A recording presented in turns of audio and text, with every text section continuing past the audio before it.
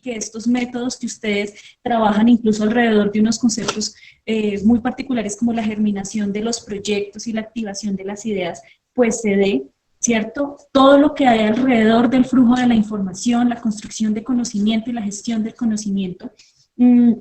También cómo afrontar las relaciones que surgen entre diferentes actores y el paso del tiempo y la necesidad o la posibilidad de la apropiación sobre los espacios. Esto como una de las preguntas generales y cómo esos tres referentes que ustedes abordan y las interlocuciones que mantienen nos permiten ilustrar pues a través de este libro las posibilidades que pueden surgir y las habilidades que hay que desarrollar desde la multidisciplinariedad y la transdisciplinariedad para poder darle como unos nuevos sentidos a nuestras prácticas profesionales y a las intervenciones que se hacen en los espacios urbanos, en este caso de carácter informal. Entonces, pues teniendo esto, les agradezco muchísimo que hayan aceptado nuestra invitación y estamos aquí 84 personas súper atentas a escuchándoles y ya les doy la palabra. Buenas noches a todos.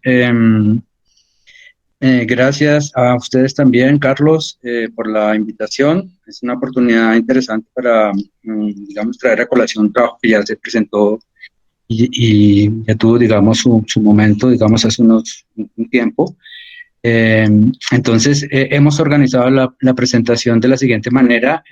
Son 4 partes. La primera parte va a mostrar cómo se armó todo el libro, todo el contexto del libro, y cómo se fue articulando. La segunda parte vamos a enunciar el caso de Vallecito, que es un área rural apartada.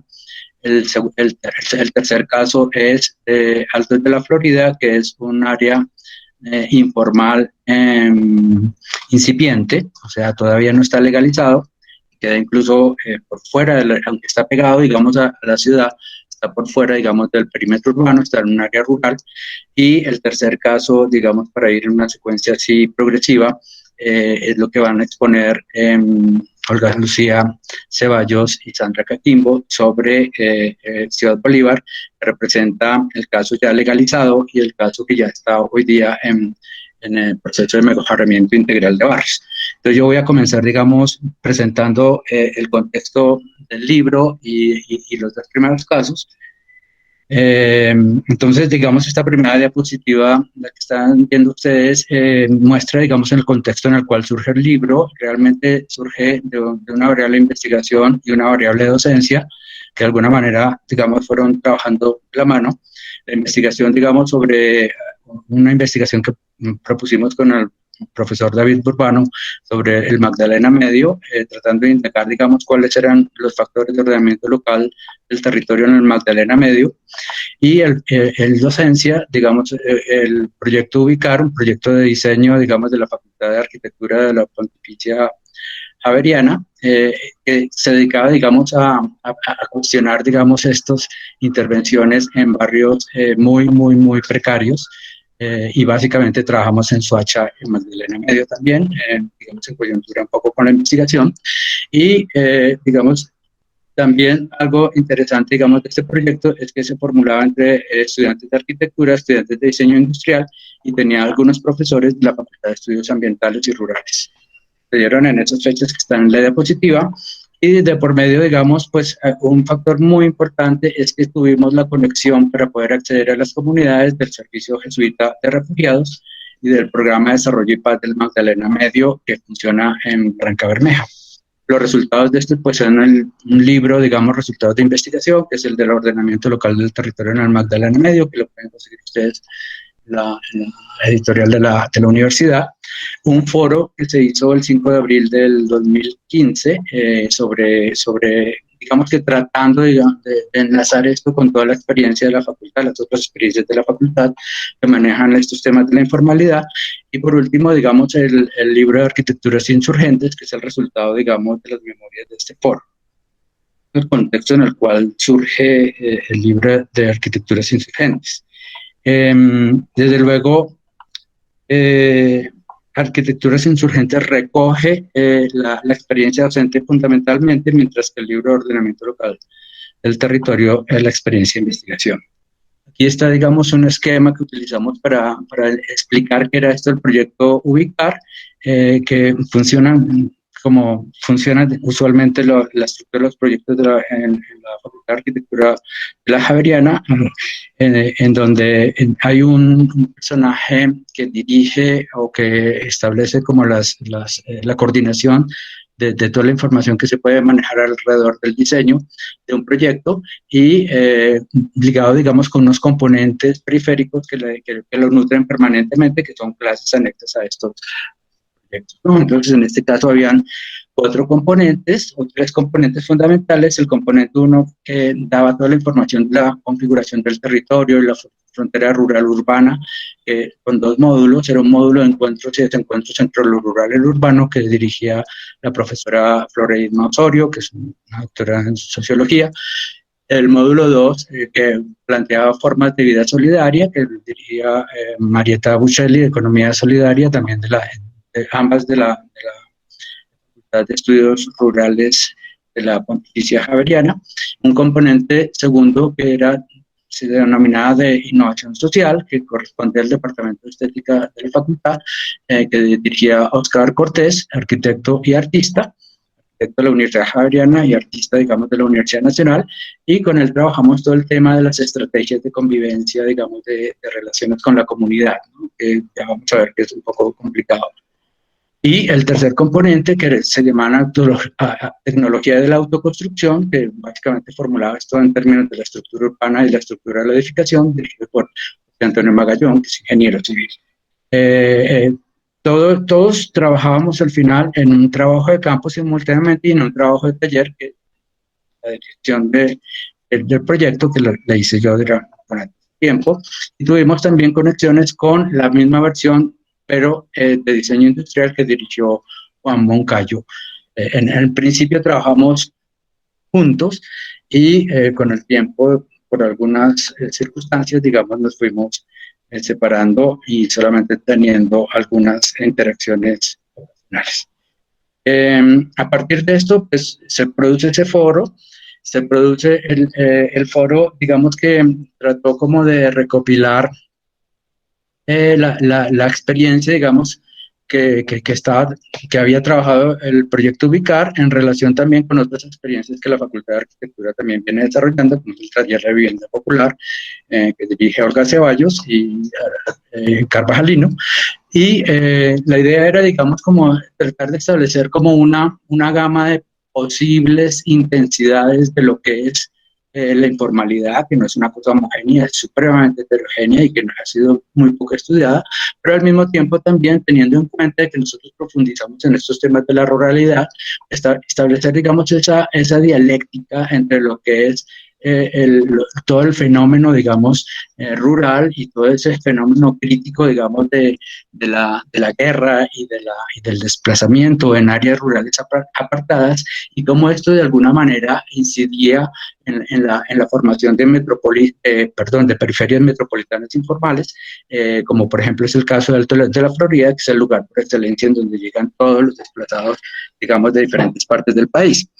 Entonces, esto permitía, digamos, establecer como 3 niveles de informalidad, por decirlo, la informalidad que predomina en la ruralidad profunda, que genera, atravesada también por el desplazamiento y por el conflicto, la informalidad, digamos, incipiente de aquellos que llegan desplazados y se toman un pedazo de la periferia para empezar a hacer ciudad desde ahí, y la informalidad ya legalizada, que entra en el proceso de mejoramiento integral. Entonces, en estas 3 categorías se formulaba la hipótesis de cómo, si se atendiera, digamos, desde la ruralidad, entonces procesos conflictivos de la ruralidad profunda, pues desde alguna manera podría esto llegar a una reducción del crecimiento informal metropolitano que se está dando en las ciudades, más o menos como una hipótesis. O sea, eso lleva a decir que no es suficiente compensar la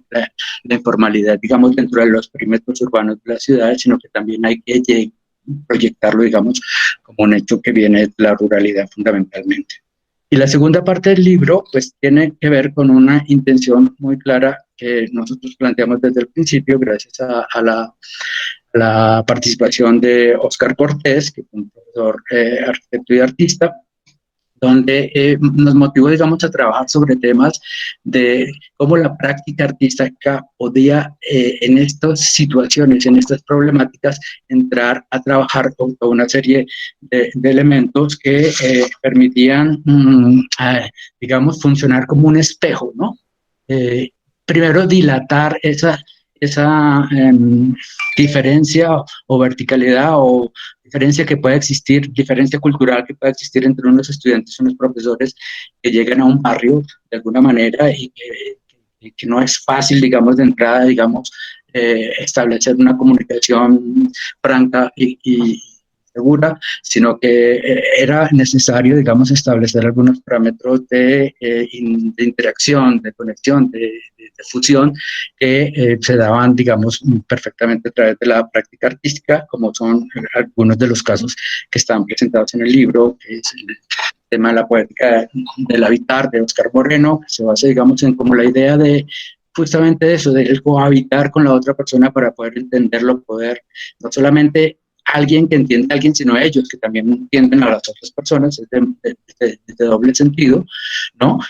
Y todos los otros temas también ligados con el performance podrían llegar a ser útiles para poder inyectar lúdica o inyectar, digamos, ciertas actividades que pudieran reducir esa distancia y ese hielo que se puede plantear entre algunas personas foráneas que llegan a un barrio. Y otros casos, digamos, que son los que están en el libro, como las posibilidades de generar analogías morfológicas en términos de la arquitectura tradicional que se da y la arquitectura popular, que tienen algunas cosas, como esa expresión popular de alguna manera también se para o se hace análoga, digamos, a algunas formas pensadas, digamos, por arquitectos, que es el caso, digamos, del caso de Henry Andrés Salazar, cuando trata, digamos, de indagar qué dejó Le Corbusier en Tumaco, el plan que él desarrolló por allá.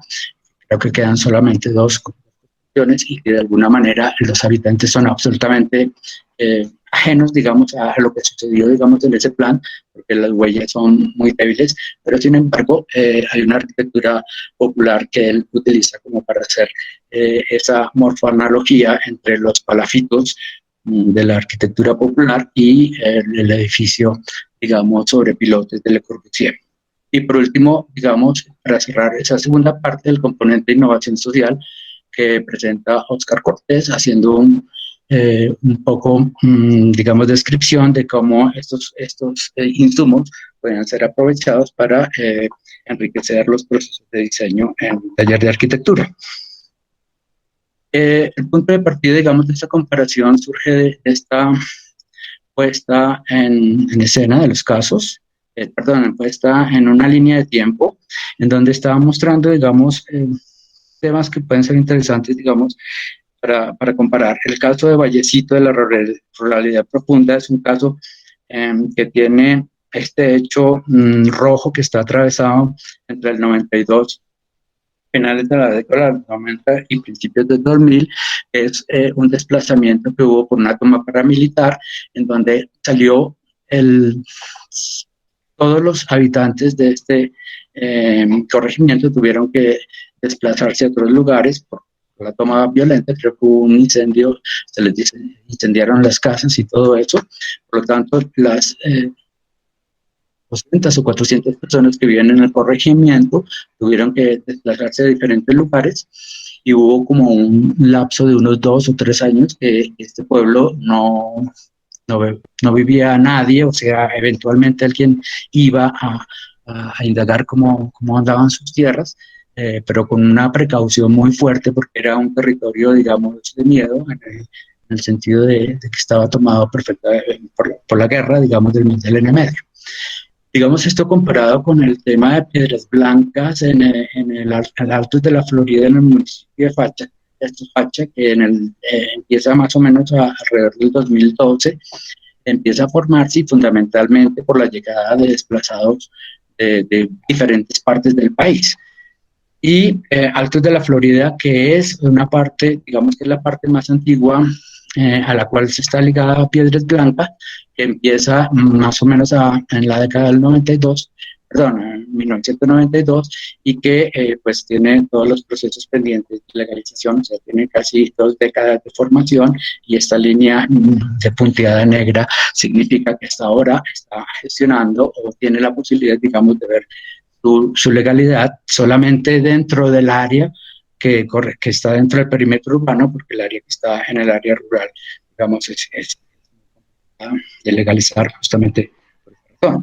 Y esto comparado con el tema de fotociencia de Bolívar, en donde pues, su trayectoria es mucho más vieja, hace parte de esos migrantes que ya son de otras generaciones, de otras épocas, pero que cobra su legalización a finales, a principios de, entre finales de los 90, y tiene ya 2 décadas de mejoramiento integral de barrios, es decir, que en donde el Estado ha podido entrar y hacer vías, hacer otro tipo de cosas y a tratar de equilibrar urbanismos que se dieron, o sea, esas construcciones que se dieron sin urbanismo. Entonces, entre esto, digamos, se planteaba esa hipótesis de, claro, si estos desplazados que se dieron a partir del 2000 en Vallecito, seguramente algunos vinieron a Bogotá, otros estuvieron en Barranca Bermeja, otros se quedaron en Bucaramanga, pero todos ellos de alguna forma, después de 2 años, intentaron regresar a refundar este corregimiento, a volver, digamos, a intentar, digamos, revivirlo con la ayuda del programa de Desarrollo y Paz del Magdalena Medio, que está liderado fundamentalmente por el padre Francisco de Ruto. Entonces, en este sentido, digamos, esa dialéctica o transición que se pueda entre lo rural y lo urbano, y fundamentalmente lo urbano en las periferias informales, pues tiene algún tipo de conexión. Y lo que, digamos, se está planteando este libro es justamente ese degradé o ese abanico, digamos, entre esas conexiones que necesariamente están pensadas desde lo rural, pasa, digamos, a un estadio inicial de formación que, hay que decirlo, digamos, está totalmente desatendido, porque el mejoramiento integral de barrios no llega hasta allá. El mejoramiento integral de barrios empieza a operar es cuando se legalizan los barrios, y hay ese trayecto que generalmente son 2 décadas de formación según este cuadro, en donde no hay acompañamiento de ningún lugar. Entonces aquí se hace la pregunta, es esperar 2 años a que unas comunidades inviertan sus esperanzas y su energía, digamos, en la formación de un barrio, para que después entren en la discusión de si esto debe ser legalizado o no, o si es posible legalizarlo o no, o si cumple los requisitos de legalización o no, o invertir, digamos, justamente para la reubicación de estas personas. Resultaba, digamos, un poco absurdo, ¿no? Pensar que habría que pasar 2 décadas de formación barrial informal para que después de un estudio el Estado decida si se puede o no. Entonces aquí hay, digamos, como una llamada de atención para prever algún tipo de instrumento para el manejo de estas áreas que no están siendo contempladas por ningún instrumento en la actualidad. Entonces, voy a comenzar por el caso de Vallecito. El corregimiento de Vallecito, como lo muestra el plano, pues es apartado, digamos, tiene una particularidad, y es que queda justamente en el borde de la serranía de San Lucas. Digamos que esta línea roja que está acá muestra, digamos, el trayecto que se hace en siquiera hay bus, se hace en camiones, digamos, en donde la gente se monta y llega ya de alguna forma, y es el último lugar en donde puede entrar un carro. De ahí para adelante, digamos, todo lo que son caminos de trocha, que van a esas áreas de explotación minera. Pues obviamente es un área tomada por el ELN, y digamos que es un tránsito, digamos, muy recóndito del país, en donde, digamos, hay unos flujos, digamos, muy importantes. De hecho, se dice que uno de los motivos para la toma militar de Vallecito fue que por ahí pasaron los secuestrados del donde Avianca, creo que tomaron en Bucaramanga. Entonces ahí pernoctaron una vez y de paso hacia la serranía de San Lucas, hacia la selva, y justamente una de las retaliaciones, digamos, de los paramilitares por esta toma fue por esta paso de guerrilleros con secuestrados, pues fue justamente esta violencia que se generó en Vallecito. En el plano de abajo se ve lo que es el plano de Vallecito. Nosotros tuvimos la oportunidad de trabajar ahí porque Servivienda, que es una de las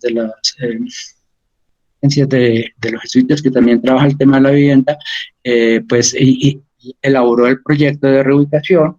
Después del regreso de la gente, fue paulatinamente regresando, y digamos que era un área que también se inundó en el 2000 cuando hubo la fuerte oleada invernal.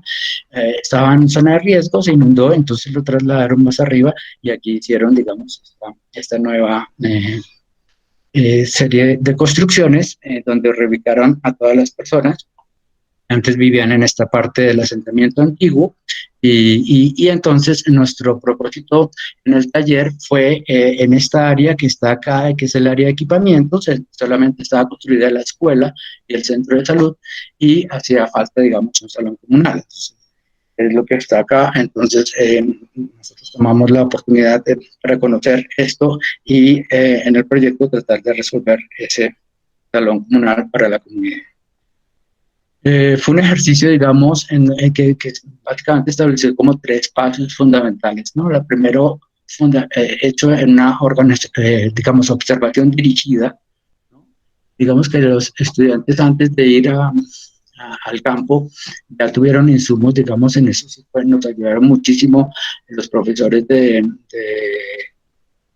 rural, de la Pontificia, que nos dieron instrumentos, digamos, para hacer etnografía visual, ¿no? Para poder, digamos, establecer métodos de observación dirigida y captar los elementos. En este caso, digamos, lo primero que hicimos al llegar fue indagar cuál es el tipo de arquitectura. Esta es la parte del viejo asentamiento, incluso como esta fotografía que está a la derecha en la parte de abajo, pues todos esos mecanismos interesantes de tecnologías que la gente utiliza o desarrolla por sus propios medios a través de elementos de reciclaje, ¿no? Esto es una bombilla cubierta por un pedazo de plástico, que es la tapa o la cola de un bidón de plástico cortado, pues hace las veces de un poste. Igualmente, digamos, todas las formas particulares de la arquitectura que establecen unas tipologías, unas maneras de habitar. Algunas de estas ya habían sido reconstrucciones que se habían hecho del incendio anterior en unos programas que ya había establecido previamente la institución esta que ayudó. Posteriormente, digamos, aquí, digamos que establecimos, digamos, como 2 cosas.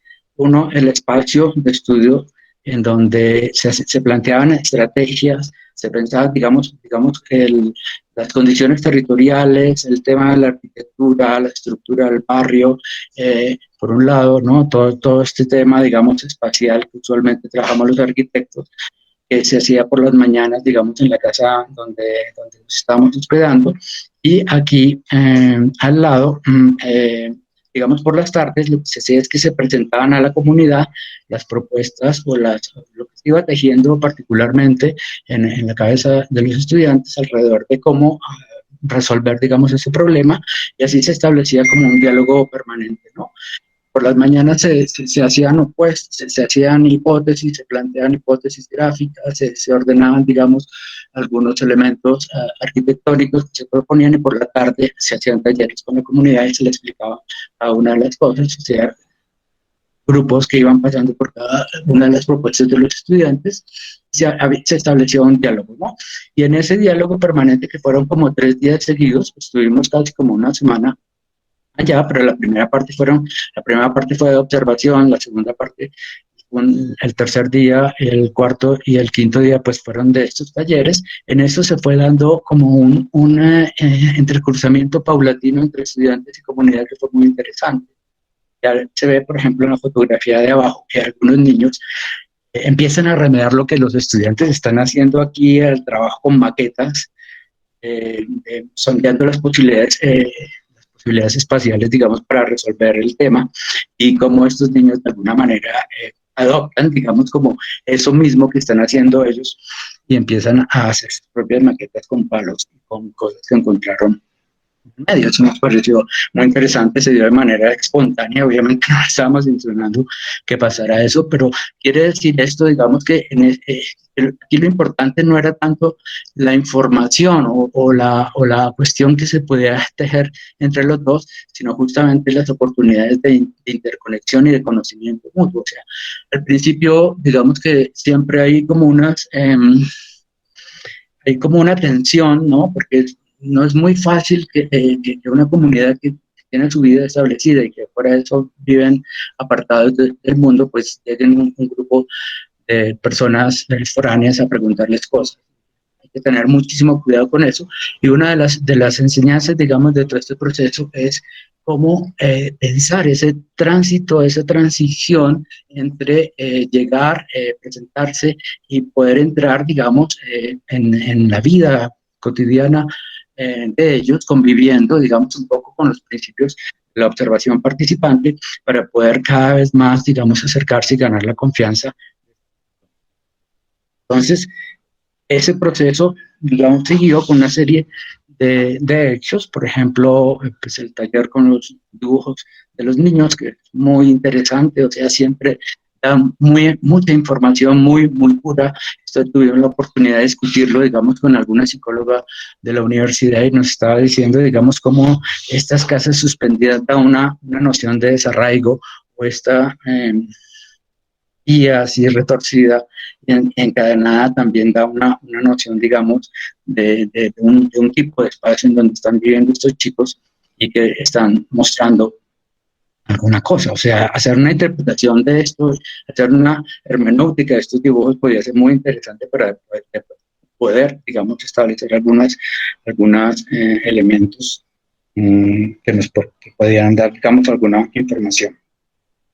Y todo esto, digamos, desemboca cada vez más en una idea, digamos, de acción, ¿no? En este caso, en todo ese proceso, lo que realmente se descubre es que las comunidades, bueno, encontramos, digamos, que, y aquí me quiero, digamos, referir a la pregunta que estaban haciendo al principio de la diversidad, digamos, y al concierto que uno puede encontrar en la comunidad. Generalmente, la comunidad trata de verse como un ente compacto, homogéneo, y resulta que no. O sea, la comunidad es muy heterogénea. En este caso, digamos, nosotros tuvimos unas controversias muy fuertes, pongamos, entre las personas mayores que habían vivido todo el proceso del desplazamiento y las personas jóvenes que no habían vivido ese proceso porque habían nacido quizás en otras ciudades y habían regresado con sus padres. Y había, digamos, unas posiciones muy encontradas entre estos dos grupos, ¿no? Había una nostalgia, digamos, de los mayores, había una nostalgia de los jóvenes de tratar de recuperar aquellas cosas que los viejos contaban, como por ejemplo en este caso la idea de un kiosco que ellos tuvieron antes de la toma, y en ese kiosco era donde se reunían, donde hacían fiestas, donde se emborrachaban, y todo eso era un icono importante y tenía específicamente la noción del kiosco. Y esto, lo curioso fue que la propuesta de este kiosco vino a partir de la memoria indirecta de las personas jóvenes que encontraron esas narraciones en sus padres, mientras que las personas mayores pues justamente eran completamente contrarias al kiosco porque les traía la memoria, digamos, de la vieja situación, quizás de todo ese trauma, pero al mismo tiempo ellos estaban más esperando, digamos, más un sentido más de modernización, más de que vinieran a darles alguna cosa digamos, con un valor añadido diferente a esa tradición que habían traído. Entonces, digamos, se deduce, digamos, que esta idea de kiosco, acá hicimos un taller de replanteo de lo que sería este kiosco, en donde estudiantes y comunidad marcaron el lugar en donde estaban, con todas las cuestiones, y al final, lo más interesante, es como el punto del crescendo, digamos, de toda la cuestión, es que esto ya genera una atracción y todas las personas se dirigen, digamos, por la noche con una fogata y ese tipo de cosas para hacer el cierre, ¿no? Entonces fue como una, digamos, hilo paulatino en el cual, digamos, yendo hablando con la gente, yéndole mostrando las cosas, fueron uniéndose cada vez más, digamos, alrededor de este hecho, el kiosco. O sea, nosotros ponemos en discusión el kiosco, desde luego, es como una, o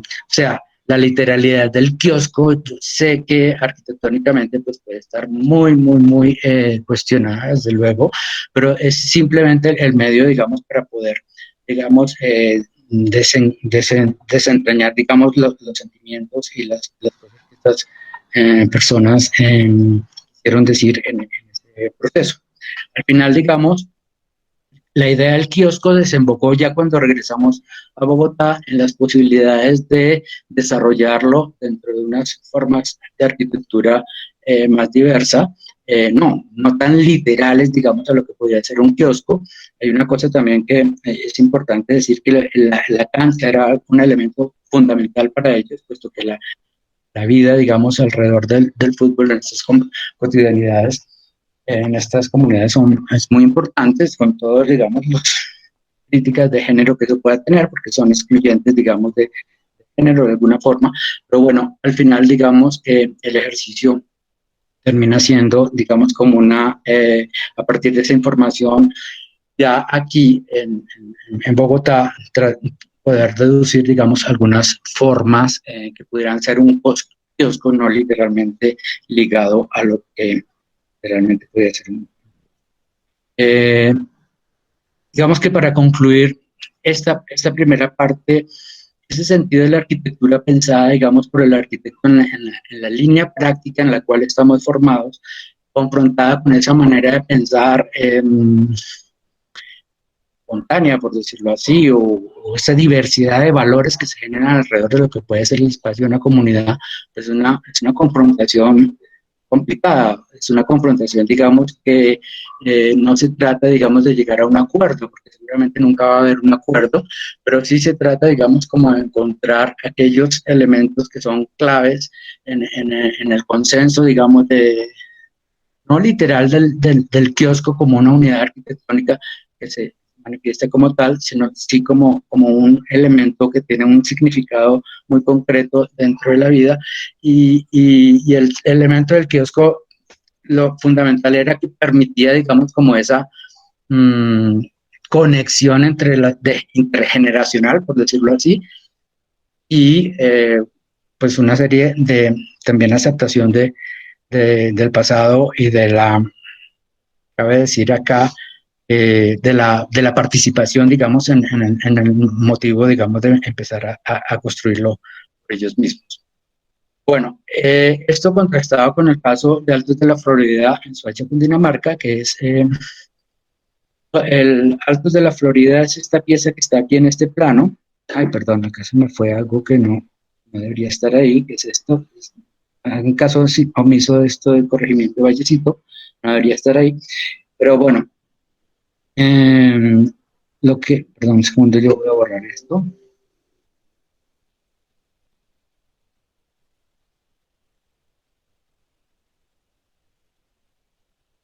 Bueno, este es Altos de la Florida, que es un caso muy particular. La línea roja es el perímetro urbano y llegó el crecimiento hasta cierto punto, y ya esta parte pues obviamente está en área rural. Altos de la Florida tiene una particularidad, y es que está en disputa, digamos, con esta área de acá, que básicamente son explotadores de canteras. ahí está la derecha de Santa Fe, toda una serie de personas. Entonces el conflicto fundamental acá es de un área que oficialmente y legalmente está determinada, su uso es explotación de cantera, pues está, digamos, mm, eh, en oposición o en controversia con estos crecimientos informales que se dan acá. Eso tiene unos efectos muy interesantes geográficos, digamos, en la forma del crecimiento, y es que justamente estas áreas se dan en las partes altas de la montaña, en donde, digamos, la cantera no empieza a trabajarse por la parte alta, empieza a trabajarse por la parte baja. Esto es como una especie de escorrentía que viene acá, y justamente el crecimiento va en la parte alta.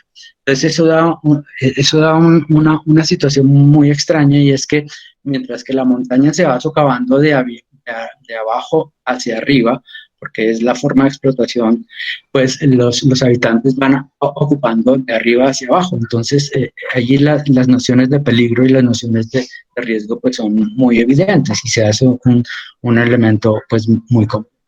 En la fotografía de la izquierda se ve el rápido crecimiento. Esto es de un semestre para otro, de un año para otro, creo, donde esto es justamente la parte más reciente de Altos de la Florida, que es la que vamos a trabajar en un año antes y un año después, en donde se ve que pues, la dinámica, digamos, de crecimiento es bastante fuerte, y fundamentalmente, digamos, estimulada por las que llegan fundamentalmente desplazadas. O sea, también hay personas que llegan del interior de la ciudad que no tienen otra opción, pero pues en su mayoría son desplazados.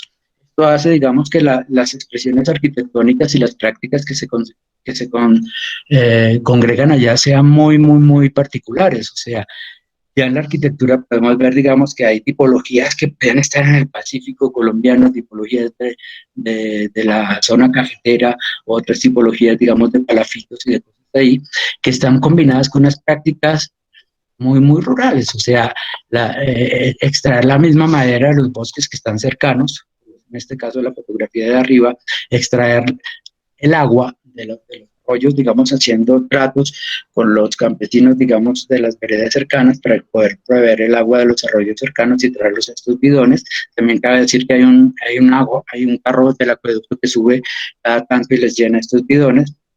Estos se vuelven los lugares, digamos, de cohesión social en función del agua, y estas otras prácticas como el plano de abajo, que es el de los terreros, que tienen, digamos, esa sentido, digamos, de dividir y vender y negociar, cosa que va muy en contradicción con las otras fuerzas, y que es una de las cuestiones que detectamos que eran muy complicadas.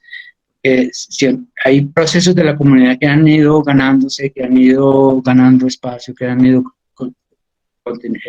consiguiendo espacios, incluso han tratado de organizarse para generar espacios públicos comunes, o sea, espacios comunitarios comunes, reservando un lote para un posible salón comunal o algo, pero eso siempre se ve amenazado por alguna persona que viene.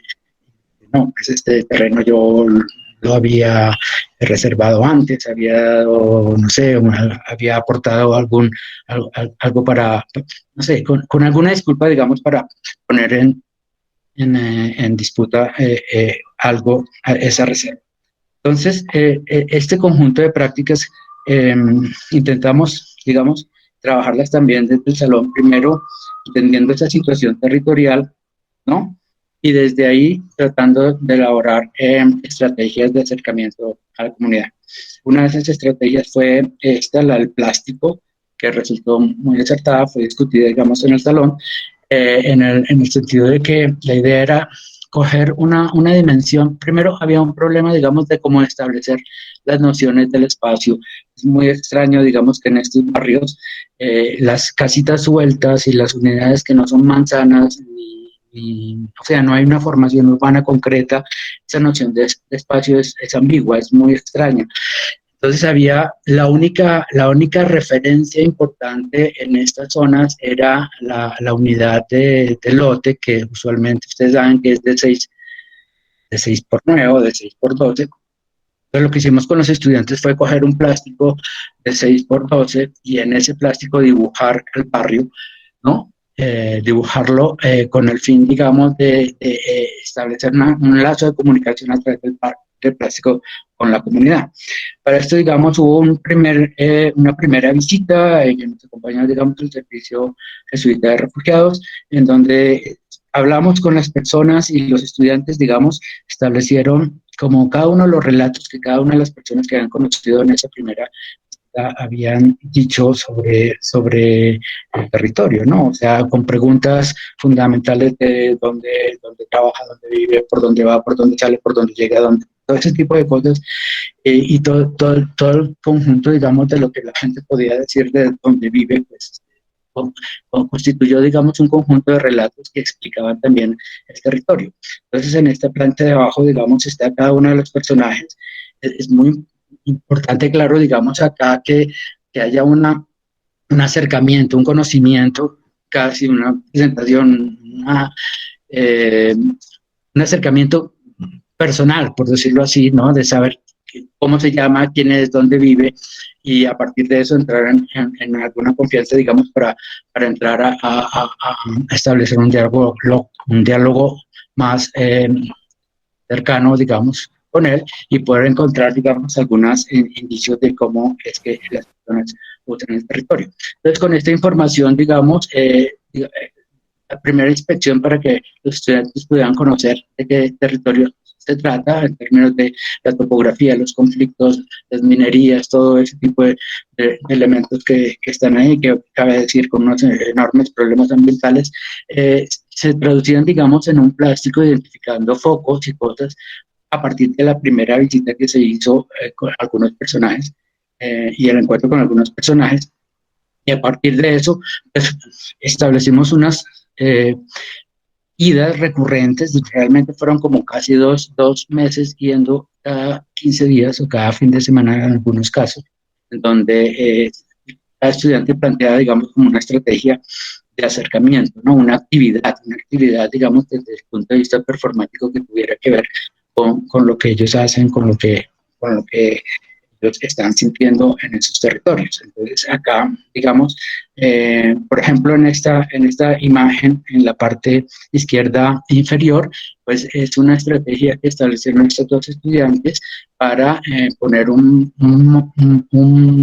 personaje a escala humana de cartón diciendo, este es el lote de la comunidad, porque la mayoría de las comunidades en las reuniones, la mayoría de las personas de la comunidad en nuestras reuniones decían es que tenemos un lote para que se el salón comunal, pero ese lote resulta que llegó fulanito diciendo que es de él, que no, eso no puede ser, que no sé qué, entonces una disputa así, pero la mayoría ya tiene claro que es su lote, pero que no saben qué hacer porque justamente hay otra persona que está detrás de eso. Entonces es como llegar y poner, digamos, en evidencia eso, hacer, digamos, en evidencia como que hacer que la comunidad se acerque, digamos, y tome posesión de esto. Entonces estas acciones, digamos, pretendían, digamos, como esta cosa, alguien que se colocara ahí y decir, este es lo que la comunidad, todo el mundo lo reconozca, todo el mundo vaya ahí, y justamente solamente puede ser de la comunidad en la medida que ellos actúen, como es un proceso, digamos, de autoconstrucción, la persona, digamos, actúa y empieza, digamos, a tomar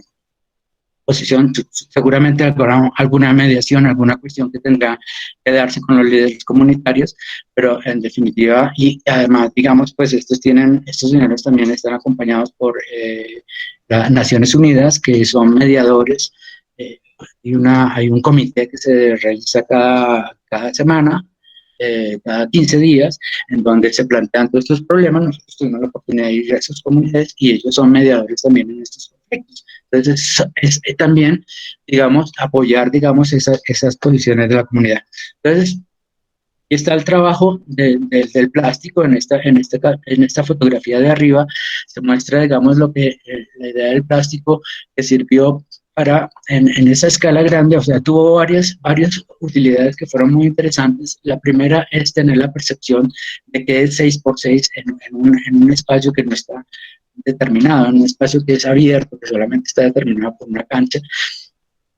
¿Cuántas personas pueden caber en un espacio de 100 por 6? ¿Cuáles son los niveles de aglomeración, digamos, en un espacio de 100 por 6? O sea, como esas condiciones que un estudiante puede tener, que puede entender, ¿no? Las medidas, digamos, desde el punto de vista de la experiencia y no simplemente entender que 6 metros son 6 metros en un plano, ya, sino que 6 metros pueden suceder ciertas cosas, pueden pasar ciertas cosas, puede caber cierto tipo de gente, puede cierto número de gente y etcétera. Pues esa parte experiencial ligada a las dimensiones pues fue muy interesante y eso sirvió también para que pudieran acotar, digamos, los tamaños de sus proyectos, pero al mismo tiempo sirvió para que las personas ubicaran dónde viven, por dónde van, hacia dónde van al colegio, hacia dónde van a trabajar, cuáles son las áreas peligrosas, cuáles son las áreas que más les gustan, cuáles son las áreas que no quieren que vayan, cuáles son los territorios de control, digamos, en eso, preguntándole a las personas, y digamos, de ahí surgió, digamos, toda una serie de conocimientos para poder entender algunas orientaciones de lo que los estudiantes puedan ver pertinente intervenir. Además de eso, el plástico tuvo digamos, unas funciones polifacéticas que vale la pena mencionar, fueron también espontáneas, no fueron premeditadas. Por ejemplo, sirvió para guarecernos de la lluvia, ¿no? En este caso, en la fotografía intermedia, o con un ráfaga de viento que empezó a alborotarse, digamos, el plástico, pues también empezó a ser un elemento lúdico, fundamentalmente para los niños. Entonces, eso, digamos que todo esto reforzó esos lazos, digamos, de confianza entre estudiantes y comunidad, y yo creo que eso es el secreto fundamental para que pudiera encontrar, digamos, un conocimiento mutuo y unas respuestas más adecuadas a las necesidades de ellos, fundamentalmente conociendo. Y en esta diapositiva muestra ya un paso más siguiente, casi al final, en donde ya los estudiantes muestran el proyecto, ya el comité presidido por Naciones Unidas, ahí también participan el Servicio Jesuita de Refugiados y participan otras instituciones de la alcaldía. Entonces se presentaron esos proyectos, con la comunidad obviamente también, y acá algunas estrategias que posteriormente algunos estudiantes generaron para la socialización, ¿no? Digamos, hay un momento, digamos, en donde definitivamente la organización espacial, la composición arquitectónica, el tema funcional, todo esto que manejamos los arquitectos, digamos, da una respuesta, pero también es importante que esa respuesta se vea cómo es que ellos la van a entender, cómo es que la van a asumir, cómo es que la van a querer de alguna forma, y pues para eso, digamos, se planteaban algunas estrategias de acercamiento, como eran, por ejemplo, en este caso, una exposición de tendero, en donde los proyectos se colgaban en esa parte, la gente iba opinando sobre qué era, iba preguntando y eso, o al final esta fotografía en donde ya niños empezaban a interactuar con las maquetas que habían hecho los estudiantes, también interviniéndolas, pintándolas, ¿no? Modificándolas de alguna manera. Por último, digamos, esta parte, la fase del proyecto que desarrolla el estudiante, digamos que esta parte se escogen 2 proyectos por la viabilidad, porque están de acuerdo, porque les gusta, porque está el lote, porque es el lote, digamos, con mayor nivel de seguridad en el cual se puede intervenir.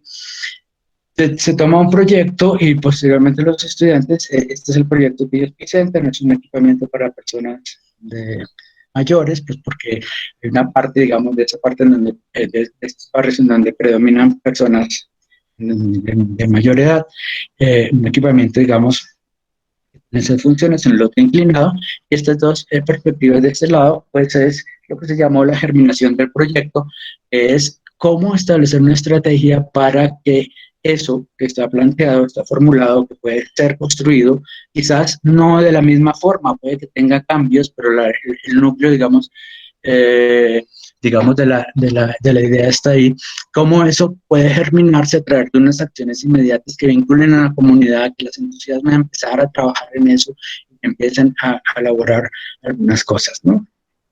obviamente con los materiales disponibles que tienen, pues porque no hay presupuesto. Y esta fue, digamos, la fase de acción final, en donde ellos consiguieron unas guaduas que tenían guardadas desde algún lugar, de hecho, y se empezó, digamos, a tallar el terreno para generar unas gradas con el principio, digamos, de esta estrategia. Obviamente esta estrategia se planteó ya cuando se sabían con qué recursos se podía hacer.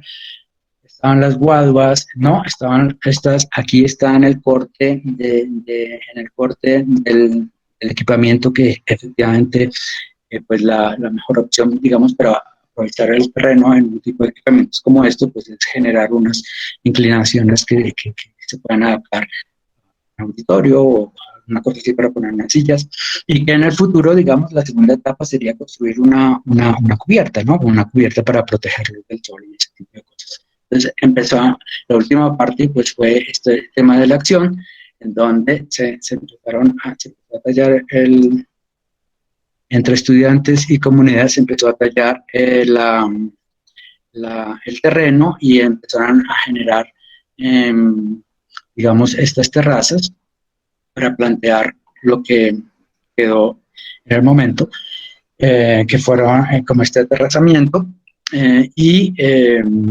posteriormente, pues, adicionalmente, pues, explicarles el replanteo, digamos, lo que podría seguir de ahí en adelante, digamos, en eso que los estudiantes diseñaron para ese lote. Los resultados, digamos, de esto al siguiente semestre, nosotros volvimos a este lote y encontramos que ellos habían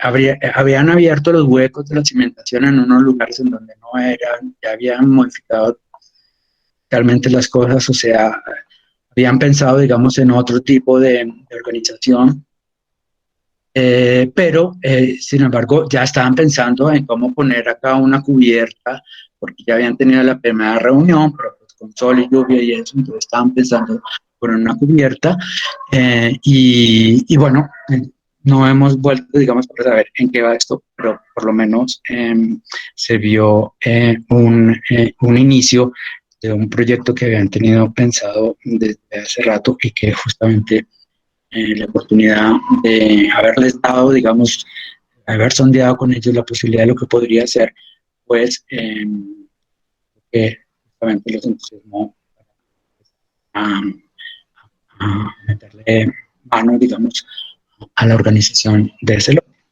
Bueno, yo creo que llegó hasta acá. Estos son los dos primeros pasos.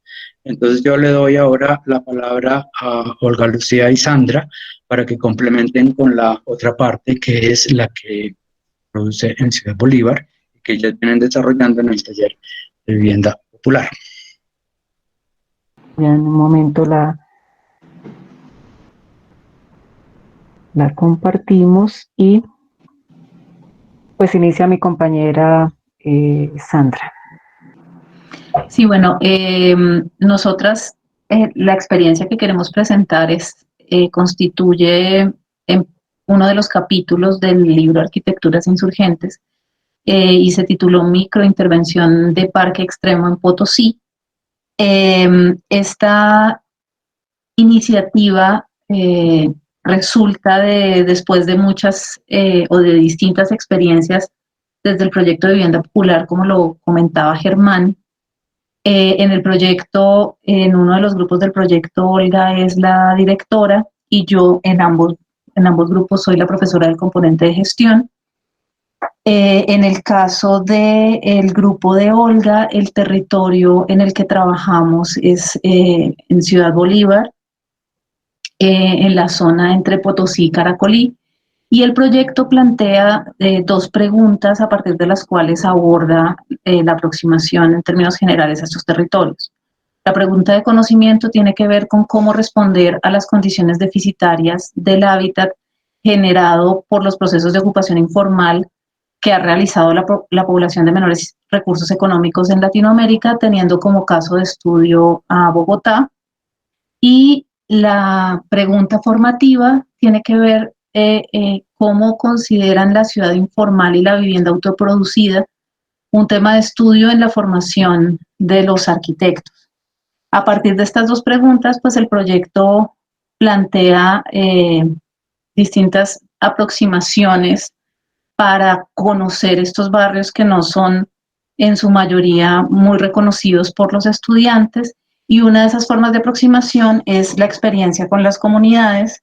El territorio, vuelvo y digo, en el que estamos trabajando es el que se ve en la imagen, que es una zona, esa es la zona de Caracolí y ese es Potosí, y es la línea roja que se ve ahí, es el límite entre Bogotá y Soacha. Entonces digamos que es una zona interesante en términos de que hay un habitar que no reconoce precisamente esa frontera administrativa y que sí tiene unas dinámicas particulares, que es parte de lo que estudian nuestros estudiantes, valga la redundancia. Entonces, a partir de esa aproximación al territorio, en el 2013, uno de los temas que nosotros discutíamos era cómo poder tener una relación de ida y vuelta con las comunidades, que no fuera simplemente ir y estudiar cómo son en términos de territorio, en términos sociales, sino más bien tener una interacción con el territorio y sus comunidades, y decidimos hacerlo a través de actividades de activación de espacio público. En el primer semestre del 2013, entonces, estábamos trabajando en el barrio Caracolí y decidimos hacer una intervención en el único parque que en ese momento tenía el barrio. Y para eso, pues entonces, hicimos una primera investigación de cuáles eran las condiciones de ese parque. Identificamos que hay un colegio de la policía que es uno de los límites del parque, que ahí está el salón comunal. Hablando ya con las personas del colegio, veíamos que uno de los usuarios frecuentes del parque es precisamente el colegio, porque ahí se dictan las clases de educación física. Veíamos también que la Junta de Acción Comunal desarrollaba muchas de sus actividades comunitarias sobre el parque. Entonces ahí empezamos a identificar cuáles eran los grupos comunitarios con quienes queríamos trabajar. Se hicieron talleres para saber los niños, los papás de los niños, quienes participaban en ese momento desde la policía, en la educación, en el colegio, los de la Junta de Acción Comunal, empezar a indagar las necesidades y las expectativas que había sobre ese parque y sobre qué posibilidades había de realizar acciones en él. Y a partir de estos talleres, nos articulamos con la Junta de Acción Comunal, con el programa Vidas Móviles, que es un programa de responsabilidad social de la Universidad Javeriana, con el que a través de quienes nos acercamos al territorio y con quienes hemos venido trabajando desde ese entonces hasta ahora, un colectivo que se llama Pausa Urbana, y con la Universidad de Costa Rica, que en ese momento pues veníamos desarrollando en el semestre un trabajo con ellos, y digamos que nos reunimos para idear cómo realizar la acción sobre el parque. Eso nos permitió, retomando un poco las inquietudes que planteaba Camila al principio, identificar primero que eso que habíamos indagado de las expectativas y de los anhelos y las necesidades que tenía la comunidad sobre el barrio, cómo poderlos concretar. La idea no era trabajar en el parque para la comunidad, sino con la comunidad. Entonces empezamos a identificar cuáles de las acciones que íbamos a realizar, quiénes podían participar. Entonces hubo espacio para trabajar con los niños, con los jóvenes, con los adultos. Hubo una participación muy fuerte del presidente de la Junta de Acción Comunal, y eso nos permitió desarrollar durante una semana de trabajo un mejoramiento del parque, atendiendo un poco como a todas esas expectativas que habíamos recogido. A partir de esa acción y de ahí en adelante, desde el proyecto digamos, durante un tiempo continuamos con este tema de activación de espacio público en Caracolí y en Potosí, y uno de los logros no esperados que teníamos después de la intervención en el parque de Caracolí fue que más adelante la Alcaldía Mayor de Bogotá materializó, digamos, de manera formal parte de las ideas que habíamos puesto en el parque. Hizo una inversión importante, sobre todo porque, digamos, que es un terreno muy inclinado, que tenía un tema de inversión en términos de contención de suelo importante. Se hizo toda esa inversión y el parque, digamos, a través de la gestión de la Junta de Acción Comunal del barrio, lograron que este parque, que se constituyó en un parque piloto para varias de las intervenciones del sector, se pudiera consolidar a raíz un poco de que ellos pudieron mostrar lo que podía pasar con su parque a partir de las acciones que desarrollamos en él. Y este fue como un antecedente importante para las acciones que realizamos después, vuelvo y digo, tanto en Caracolí como en Potosí. Bien, continúo entonces para comentarles qué pasó en Potosí. En 2015, en el segundo semestre, nos acercamos al barrio con el apoyo de Vidas Móviles y también pues a través de la Junta de Acción Comunal del barrio y del Instituto Cerros del Sur. Es un colegio que está desde la fundación del barrio, que pues ha venido trabajando con la comunidad en la conformación y consolidación del barrio, en la generación de una vida comunitaria, en la generación de líderes comunitarios, y empezamos a trabajar con ellos ideas de pues qué podíamos aportarle desde nuestro trabajo y nuestro interés al barrio. Ellos nos hablaron del Cocinol. El Cocinol, un sitio para ellos emblemático, por cuanto allí se vendía este combustible con el cual preparaban sus alimentos, y por lo tanto ellos lo han conservado como símbolo de toda esa persistencia, resistencia y lucha por quedarse en el territorio. Es esta modesta edificación que se ve en la foto. Está en muy mal estado. Nuestro ingeniero, profesor de la asignatura, el ingeniero José Antonio Magallón, pues lo revisó, realmente está para ser demolido, pero pues ellos quieren que de todos modos ese lugar donde está el Cocinol permanezca. Hicimos unos talleres con la comunidad y con nuestros estudiantes para hacer unas propuestas de intervención en esta zona. Ellos tienen un comedor comunitario que también hace las veces en ciertas oportunidades para reuniones de la comunidad. Algunos estudiantes planteaban ampliarlo, tienen una modesta casa de la cultura y proponíamos entonces que este espacio del Cocinol se mantuviera como una huella. En otros casos los estudiantes proponían reconstruir y tener allí otro equipamiento para la comunidad, generar un espacio que se abriera más hacia la zona colindante. Y digamos que bueno, todo esto lo vimos con la comunidad y acordamos que más o menos de todas las propuestas se retomaban algunas cosas, y en lo concerniente a lo que tenía que ver con el espacio público, pues nosotros realizaríamos una intervención en el siguiente semestre. Cuando volvimos al siguiente semestre, encontramos que ellos ya habían cerrado el espacio y habían iniciado un proyecto de agricultura urbana, y por lo tanto ya no teníamos, pues no podíamos hacer nada. O sea, aquí estamos literal con nuestros estudiantes, con herramientas, con todo, llegamos a trabajar y nos encontramos con esa sorpresa.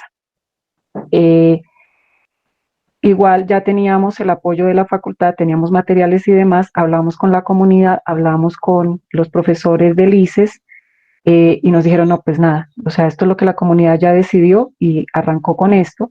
Una líder de la comunidad se nos acercó y nos dijo, bueno, hay otro espacio dentro del barrio que está abandonado y que sería pues muy importante que se interviniera y se hiciera un espacio para los niños, pues porque no tenemos muchos parques en esa zona donde queda ese pequeño espacio. Fuimos a este espacio, que es el que se ve aquí abajo, literal no tenía nada, y nosotros habíamos recibido una donación de llantas, habíamos hecho unos diseños con nuestros estudiantes, con profesores del ICES, con algunos miembros de la comunidad de esta zona. Empezamos a trabajar en hacer un pequeño parque con las llantas que habíamos conseguido y con los recursos de la facultad y y también de lo que nosotros mismos aportábamos del grupo de profesores. Hicimos esta intervención, aquí construimos una pirámide para que jugaran los niños, colocamos unas materitas, llevamos matas, las sembramos, hicimos algunos juegos. Acá, pues una foto, la comunidad muy agradecida en ese primer momento, nos preparó un sancocho, aquí estábamos compartiendo con ellos, hicieron algo muy bonito, este tema de la olla comunitaria, tenían una olla gigante, la pasaron de casa en casa, cada cual aportó plátano, yuca, lo que pudo, reunieron dinero y compraron pollo y costilla, y en el parque se preparó el sancocho para todos. Entre nosotros y ellos íbamos ahí ayudando, y digamos que este fue la primera experiencia. Luego, cuando volvimos al siguiente semestre, pues había pasado un accidente, digamos que esta imagen donde está la pirámide con la niña, esa pirámide sirvió, salvó la vida de unas personas que iban en un carro que se quedó sin frenos. Esto queda al final de una calle muy empinada, de esta calle que se ve acá, es muy, muy empinada. El carro se quedó sin frenos, ahí al fondo queda una quebrada, y el carro, bueno, logró mandarse contra la pirámide y de esa manera, pues no echó abajo esta casa que queda acá. Entonces dijimos, bueno, hablamos con el colegio, con la comunidad, dijimos, bueno, vamos a reconstruir el parque, y de hecho el ICES y la comunidad nos invitaban a apadrinar este pequeño espacio para los niños. Y fueron los niños los que en la primera oportunidad le colocaron el nombre de Parque Extremo. Cuando nosotros los invitamos, ellos dijeron que ese parque debía llamarse así. Lo reconstruimos, hicimos un nuevo diseño, hicimos un arenero para los niños y algunos otros juegos con las llantas, y esto fue en el segundo semestre de 2016. Ya en esta oportunidad no nos hicieron sancocho, nos dieron juguito y gaseosa, ya notamos un poquito más distante la comunidad, y luego volvimos en 2017 y nos echaron la policía. Entonces, ¿qué pasó en esa experiencia? Nosotros íbamos muy animados, conseguimos un donante de llantas que nos iba a regalar, que nos regaló efectivamente 200 llantas. Con el ingeniero y con nuestros estudiantes hicimos un diseño más complejo, queríamos hacer un domo, unos juegos más elaborados. Llegamos con gran optimismo a trabajar. Ya teníamos de amiga, la señora que vemos en esta foto, vive en la casita al lado, y siempre nos ponía problema porque ella siempre nos alegaba que ahí se iban a meter viciosos, que eso iba a ser un problema, etcétera. Sin embargo, en esta oportunidad quien nos echó la policía fue otra vecina de esta zona, que tenía acá sobre la quebrada, habían unas invasiones, unos ranchos. La señora tenía ahí su rancho que arrendaba, se lo habían desalojado de la alcaldía. Ella había buscado nuevamente invadir. Ella vive en otra casa por la calle que mostraba anteriormente, y el líder de la cuadra, que era nuestro amigo y nuestro aliado en estas intervenciones, la había denunciado. Entonces ella, es el día que iniciamos, que llegamos a trabajar, aprovechó que el líder ya se había ido a trabajar, él es vigilante, por las tardes se iba a trabajar para cubrir el turno de la noche. Entonces, bueno, empezó a alegar, a discutir con nosotros que ahí estábamos los ricos llevándole la basura a los pobres. Empezó a llamar a la gente y a decir que les habíamos llenado el parque de basura con esas llantas, que porque los niños de su barrio no tenían derecho a unos juegos dignos. En fin, la policía llegó, empezó a hablar con nosotros. Yo le expliqué pues que esto era pues una labor que veníamos desarrollando desde hacía ya más de un año, que esto era un trabajo pues voluntario, de voluntariado desde la Universidad Javeriana. Y bueno, la policía me dio para que llegáramos a un acuerdo. Nos hicieron cambiar el diseño, el domo no se pudo hacer. En parte ellos argumentaban que necesitaban el espacio porque algunos no tenían dónde guardar sus carros y necesitaban entonces dejarlos en esta zona, y este fue el diseño final. O sea, no tenía nada que ver con la idea que llevábamos, pero pues hicimos acá pues algunos jueguitos para los niños que pudieran saltar ahí entre las llantas y mantener algo de las maticas que la señora vecina del parque ayudaba a cuidar. Esto fue en 2017, segundo semestre. Vimos que era muy complicado seguir interviniendo allí por esta situación de conflicto con la comunidad.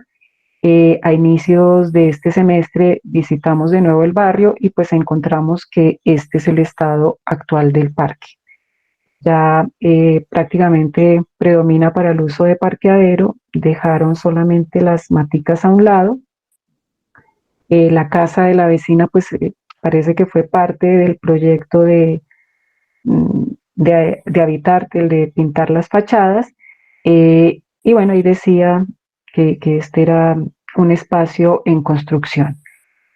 Hasta ahí digamos que llegamos en la intervención, preferimos como tomar un poco de distancia con la comunidad, por cuanto pensamos que si seguíamos incidiendo, pues, o insistiendo en intervenir en este espacio, como habíamos acordado, podíamos ahondar, sí, llevar a que se profundizaran más los conflictos en la comunidad. Entonces pensamos que ya era el momento de retirarnos y que fueran ellos los que decidieran qué iba a pasar con el parque.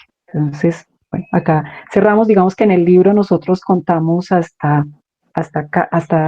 2016-2 tal vez, y no contamos pues digamos lo que sucedió después, pero nos parecía importante contar en qué terminó de momento pues digamos esta experiencia en el barrio. Eso es todo. Gracias.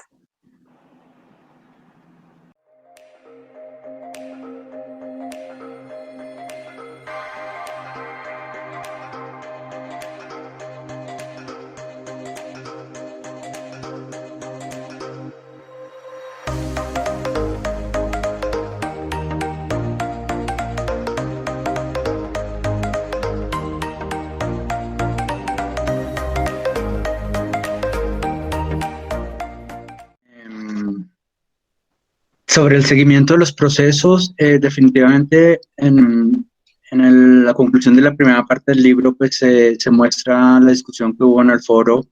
Justamente uno de los problemas que hay pues es ese, en el acompañamiento de la academia, porque son chicos que pasan 6 meses, que ven esta asignatura y que seguramente pues no van a volver, aunque han habido casos, digamos, dentro de los estudiantes que yo he tenido, que se han, digamos, preocupado y se han organizado e intentado, digamos, armar cierto tipo de colectivo para poder seguir trabajando.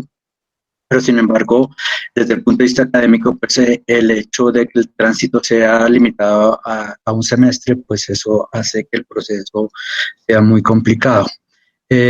Habían 2 problemas fundamentales, y es que lo que hacen unos chicos en un semestre que puedan continuar otros chicos en otro, pues generaba muchos líos. Quizás Olga Lucía lo mostró en su presentación.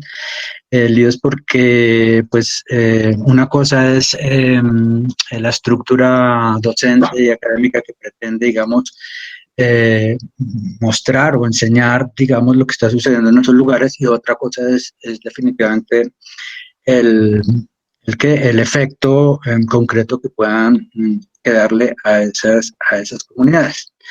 Es lo que yo creo, pregunta sobre el legado, ¿no? Entonces, pienso que el legado, digamos, no necesariamente tiene que ser, y es más complicado que sea un objeto, un diseño, esa idea de que el arquitecto va y les deja los planitos para que ellos hagan eso. Pues yo creo que una de las, lo que enseña la experiencia es que justamente no sucede así. Más es como del conocimiento, y ese conocimiento no es unidireccional, es mutuo. O sea, cuando la comunidad entiende que ellos también están dando, y que no es solamente ponerse en el plan de recibir unos planos o recibir algo, pues eso es muy estimulante para ambos. Entonces yo creo que este legado sí me parece fundamental que esté ligado al conocimiento mutuo que puede dejar una experiencia de este tipo.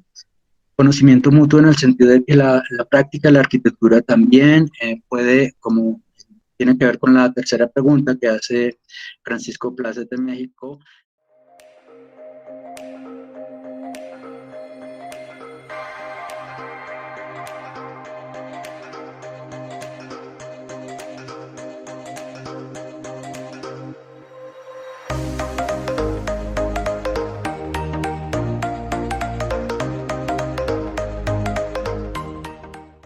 Si se genera una nueva categoría de arquitectura de resistencia, pues yo creo que sí, podría ir por ahí. ¿Cuáles serían las características? Sería una característica de una arquitectura que no estuviera tan ligada al objeto, ¿no? Al objeto que un arquitecto piensa, hace, idea previamente y se lo entrega a alguien. Esa idea, digamos, del objeto entregado a, pues es algo que podría deconstruir esta arquitectura de resistencia y más bien poner el rol del arquitecto en un plano más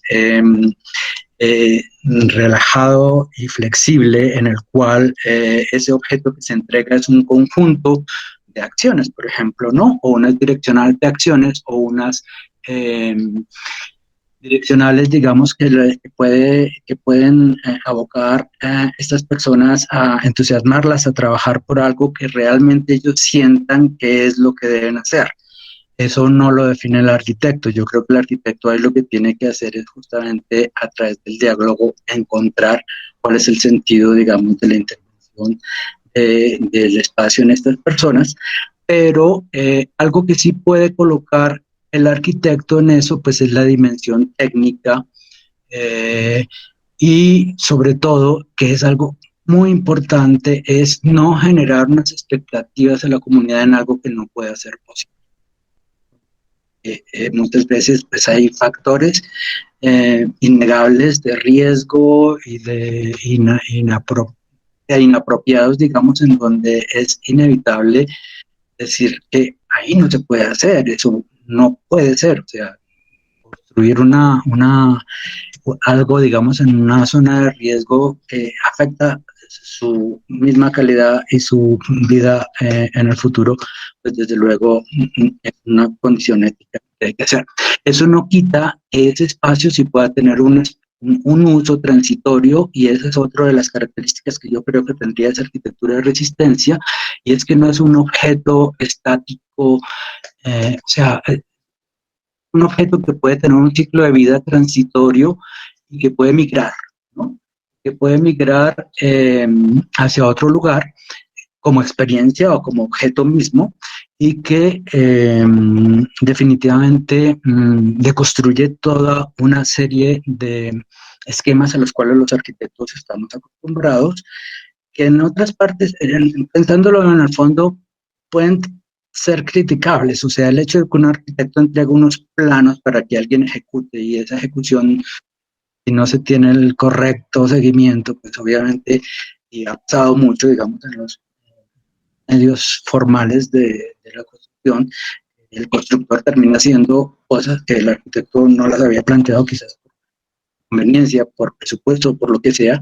Pero lo que quiero decir es que ese objeto que piensa el arquitecto no es tal, no tiene ese sentido, digamos, tan marcado que pronto ha construido el ego del arquitecto, y que implica, digamos, que la arquitectura está atravesada por múltiples actores y que el resultado es un resultado final también mediado por múltiples actores, y justamente eso es lo que pasa en estas comunidades, y que por tanto la formulación de la arquitectura debería conducir esas posibilidades de formación y de actuación participativa, ¿no? Participativa, digamos, haciéndolo con otros.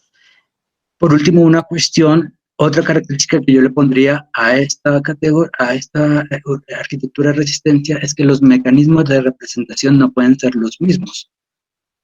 Porque caemos en el error de entregar unos planos a unas comunidades que no tienen ni idea de qué significan esos planos, asumiendo que ellos pueden leer los planos, y no. Entonces hay que reevaluar los mecanismos de representación hacia una representación que sea un poco más legible y más entendible a la manera como ellos entienden y abordan el espacio.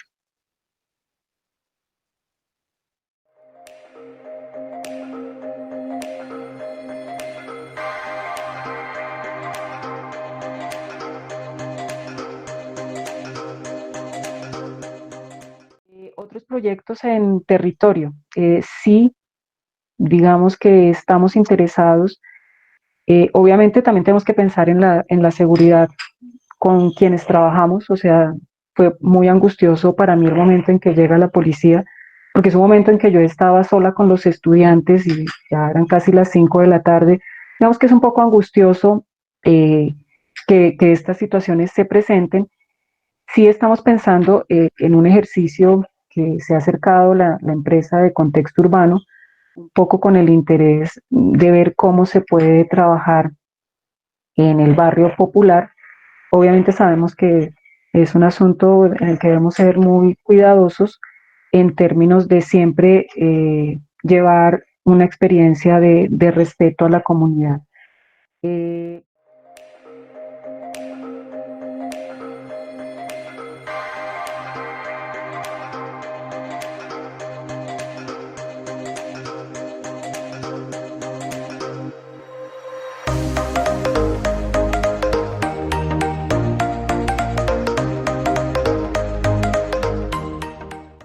La participación, darles herramientas para que continúen. Sí, digamos que lo importante de la participación, que como alguien señalaba, no es el asunto solamente de dejarlos participar como mano de obra. Lo interesante de la participación es que la gente entienda que son sujetos de derechos, ¿no? O sea, que tienen derechos y que lo que se está haciendo con ellos no es un favor, una obra de caridad, sino que es un reconocimiento a su dignidad humana, a su dignidad como ciudadanos y a sus derechos. Yo creo que si el ejercicio que se hace con ellos logra que ellos entiendan eso, ya, listo. Ese es el logro. O sea, no hay que pensar, para mí, en hacer algo más. Digamos que ya ellos son quienes van a seguir desarrollando sus propios procesos.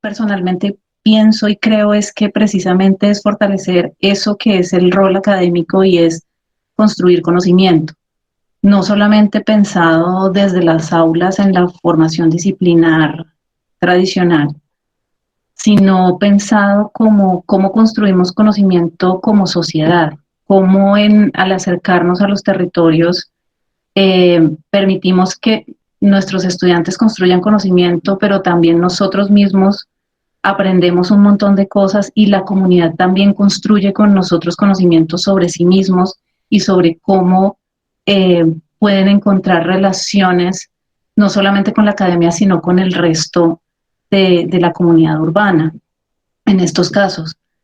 Entonces, creo que tanto el tema de qué le falta a la academia, cómo las comunidades se transforman o cómo se desarrollan estas intervenciones o estas aproximaciones, más bien como procesos, pasa un poco con cómo pensamos nosotros que se construye el conocimiento y que se genere esa reflexión para retroalimentar estos procesos.